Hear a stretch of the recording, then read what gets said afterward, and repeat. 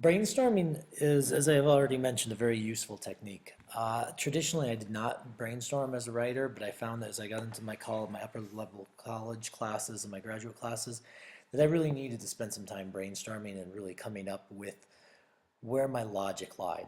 If you remember what we talked about last week, is that there's a trifecta between reading, writing, and thinking.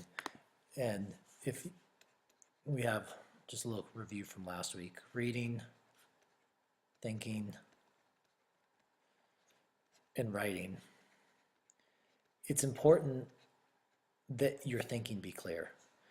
If your thinking isn't clear, your college instructors are going to pick up on that pretty fast. And it doesn't matter how nice your words sound, if this isn't an integral part of it, your papers aren't going to be worth very much. So it's pretty important that you really spend a lot of time thinking.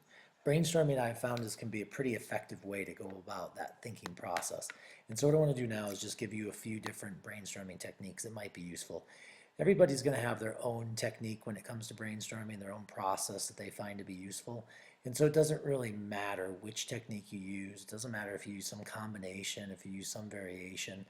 For those of you who are into Android or Apple apps or using tablets, I know right now there's a lot of mind mapping and sort of clustering apps out there. This is going to take forever to erase, so I'm just going to leave it sort of the way it is there. You guys can deal with it.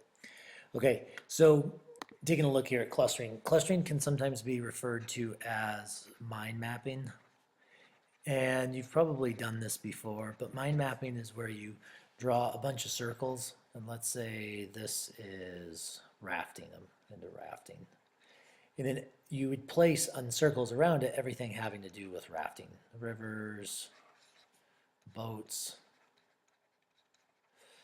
We'll use this one, we'll say camping.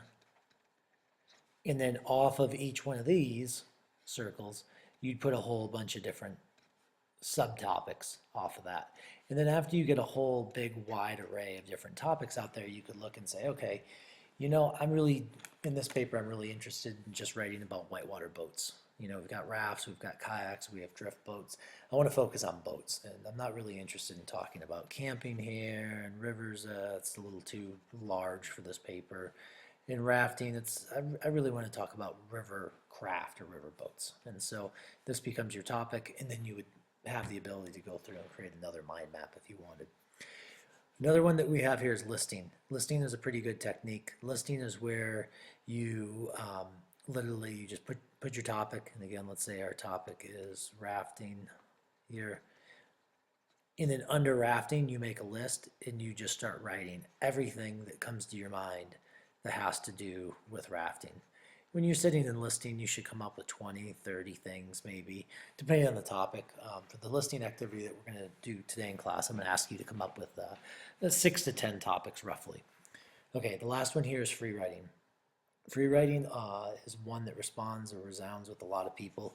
If you take a look at free writing is basically a very simple task. You take an idea, a concept for a paper that you might be thinking about. You put that concept in your mind and you think about it for a few minutes, and then you set a timer. I think most people find that about 6 minutes is a good amount of time. Some people might bump that up to 10 minutes. If you take those set amount of time, you literally set a timer on your phone or a kitchen timer, and you sit down and you put your pen to the paper and you start writing, and you keep writing. You don't worry about paragraphs or sentences.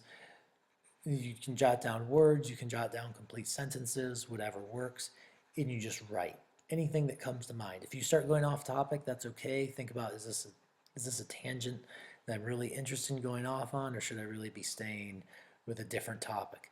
And you just keep writing, and you keep that pen moving the entire time until your 6 minutes or your 10 minutes is up.